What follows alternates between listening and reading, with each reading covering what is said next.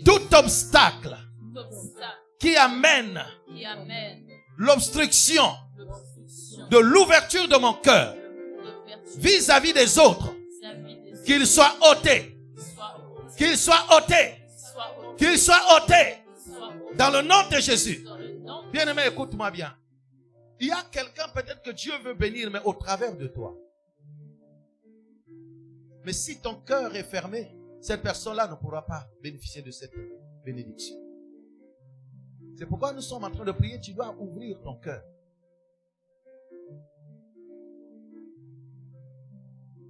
L'église ne peut pas aller dans la grandeur aussi longtemps que tes entrailles sont rétrécies, aussi longtemps que ton cœur est fermé. Toi qui appartiens à l'église, c'est ton église. Et si ton cœur est fermé contre ton église, l'église ne peut pas être bénie.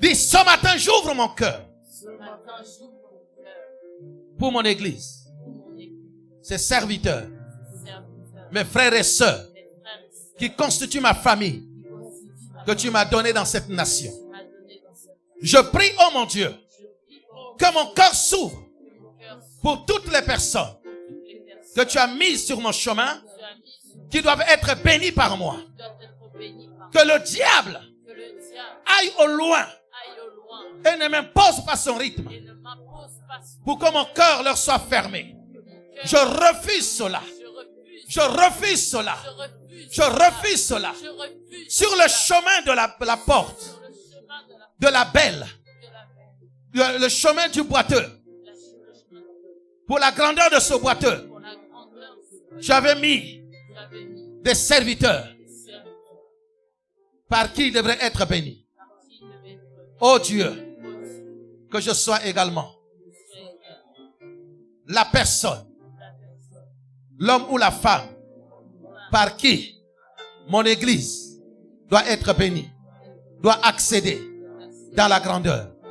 Père, je te demande également je demande également les hommes ou les femmes les hommes et les femmes sur mon chemin, sur ma destinée, sur ma liste qui sont des éléments sont des éléments fondamentaux fondamentaux pour mon élévation, pour mon élévation, pour ma grandeur. pour ma grandeur. Père, Père, touche leur cœur, touche que leur cœur s'ouvre que leur cœur s'ouvre ouvertement et que j'y rentre, que j'y rentre, que j'y demeure, que j'y demeure, qu'ils se souviennent de moi. qu'ils se souviennent Comme le Pharaon comme le pharaon s'était souvenu de Joseph, et de bien qu'il était dans la prison. Au nom de... Jésus.